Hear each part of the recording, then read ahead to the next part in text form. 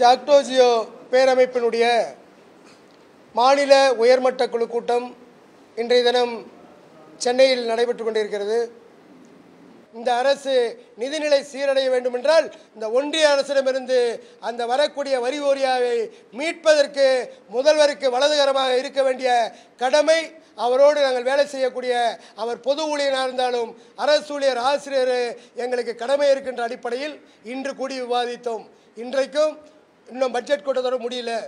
முழுமையான பட்ஜெட் என்பது இந்த நாடாளுமன்ற தேர்தல் முடிந்த பிறகு மானிய கோரிக்கையில் வரும் வரை இந்த முதல்வர் அவர் அளித்த வாக்குறுதி மட்டுமில்லாமல் மீண்டும் என்னை விட்டால் வேறு யார் செய்கிறது, நான் தான் உங்களுக்கு செய்வேன் என்ற அந்த நம்பிக்கையினுடைய நல்லெண்ணத்தின் அடிப்படையில் பாராளுமன்ற தேர்தலை நேர்மையாக நடத்த வேண்டிய அரசு ஊழியர் ஆசிரியர்கள், அதனைத் தொடர்ந்து ஒன்றிய அரசிடமிருந்து வர வேண்டிய வருவாயை மீள பெறுவதற்கான அவருடைய போராட்டங்கள் இவை அனைத்தும் கணக்கில் கொண்டு மார்ச் 1ஆம் தேதி எங்களுடைய மாணவ செல்வங்களுக்கான தேர்தல் வரக்கூடியது.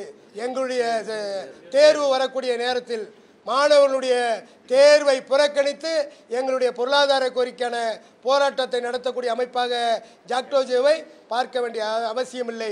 ஜாக்டோஜியோ பொருளாதார கோரிக்கைக்கு மேம்பட்ட வகையில் சமூக அக்கறையோடு தமிழ்நாட்டினுடைய வாழ்வாதார உரிமை மட்டுமல்லாமல் தமிழ்நாட்டினுடைய சமூக நீதியை காப்பது, தமிழை காப்பது, தமிழ் மண்ணை காப்பது போன்ற பல்வேறு அம்சங்களை கொண்ட ஜாக்டோஜியோ மீண்டும் மாண்புமிகு தமிழக முதல்வர் தேர்தல் முடிந்தோ அல்லது தேர்தல் அறிக்கை வருவதற்கு முன்னதாகவோ அவருக்கு இந்த நிதிநிலை சீரடையும் போது வரக்கூடிய பட்ஜெட் மானிய கோரிக்கையில் செய்வார் என்ற நம்பிக்கையோடு இந்த காலவரையற்ற வேலைநிறுத்தத்தை ஒத்திவைப்பதென ஊடகத்தின் வாயிலாக மாண்புமிகு தமிழக அரசுக்கும் முதல்வருக்கும் வேண்டுகோளாக தெரிவித்துக் கொள்ள விரும்புகின்றோம்.